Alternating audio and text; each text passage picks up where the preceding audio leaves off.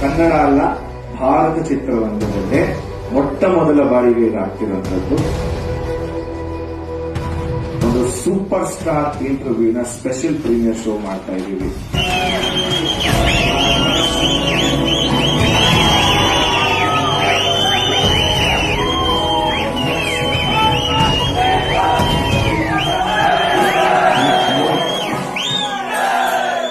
ಒಬ್ಬ ಕಟ್ಟ ಅಭಿಮಾನಿಯಾಗಿ ಇವತ್ತು ಒಬ್ಬ ಸ್ಟಾರ್ ನಟನ ಇಂಟರ್ವ್ಯೂ ಮಾಡುವಂತ ಸುವರ್ಣ ಅವಕಾಶ ನನಗೆ ಸಿಕ್ಕಿದೆ. This man needs no introduction.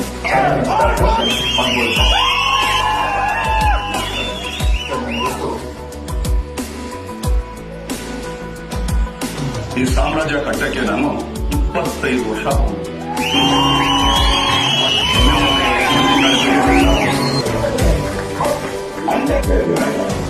Thank you.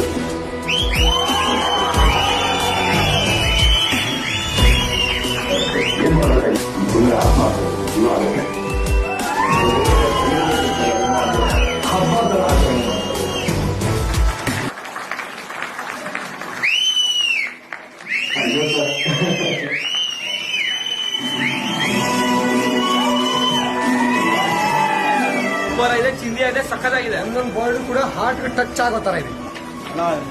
ಕ್ವಶನ್ಗು ಯಜಮಾನ್ ಅವ್ರಿಗೆ ಡೈಲಾಗ್ಗು ಮಸ್ತ್ ಆಗಿದ್ದಾನ. ಕರ್ನಾಟಕಕ್ಕೆ ಒಬ್ಬರೇ ಕಿಂಗು, ಅದು ಚೆನ್ನಾಗಿ ಇಷ್ಟ ದರ್ಶನ ಅಂತ ಹೇಳಕ್ ಬರ್ತೀವಿ. ಅವ್ರು ಆಡಿರೋ ಒಂದೊಂದು ಮಾತು ಮೀನಿಂಗ್ಫುಲ್ ಆಗಿದೆ. ಯಾರು ಮಿಸ್ ಮಾಡಿದ್ರೆ ಇಂಟರ್ವ್ಯೂ ನೋಡಿ. ಮಯೂರವರು ಒಳ್ಳೆ ಇಂಟರ್ವ್ಯೂ ಮಾಡಿದ್ದಾರೆ. ಸೂಪರ್ ಇಂಟರ್ವ್ಯೂ ಮಾಡಿದ್ದಾರೆ, ತುಂಬಾ ಚೆನ್ನಾಗಿ. ತುಂಬಾ ಧನ್ಯವಾದಗಳು. ಓಪನ್ ಹಾರ್ಟ್ ಅಂತ ಒಂದು ಪದಾಗೆ ಜೀವ ಕೊಟ್ಟಿದಂದ್ರೆ ಯಾರು ಅಂದ್ರೆ ಡಿ ಬಾಸ್ ಅಂತ ಹೇಳ್ಬೋದು. ಮಾಧ್ಯಮ ಅಂದ್ರೆ ಬರೀ ಹೀರೋಗಳ ನಡುವೆ ಬೆಂಕಿ ಹಚ್ಚುತ್ತಾರೆ ಅನ್ಕೊಂಡಿದ್ದು, ಆದ್ರೆ ನಿಜವಾಗಿ ಒಂದು ಯಾವ ತರ ಇಂಟರ್ವ್ಯೂ ಮಾಡಬೇಕು, ಏನು ಪ್ರಶ್ನೆ ಕೇಳಬೇಕು, ಯಾವ ರೀತಿ ಚಿತ್ರನ ಪ್ರಮೋಷನ್ ಮಾಡಬೇಕು ಅಂತ ತುಂಬಾ ನೀಟಾಗಿ ಕೇಳಿದ್ದಾರೆ ಪ್ರಶ್ನೆಗಳನ್ನ. ಇಲ್ಲಿ ಯಾವುದೇ ತರ ಒಂದು ಸ್ಟಾರ್ ನಟರುಗಳ ಮಧ್ಯೆ ಯಾವುದೇ ತರ ತಂದಾಕೋದಿಲ್ಲ. ಮತ್ತೆ ದರ್ಶನ್ ಅವರು ಅವರ ನೇರ ನುಡಿ ಏನಾಯ್ತೋ ಆ ರೀತಿ ಉತ್ತರ ಕೊಟ್ಟಿದ್ರೆ ತುಂಬಾ ಅದ್ಭುತವಾಗಿ ಮೂಡಿ ಬಂದೈತೆ.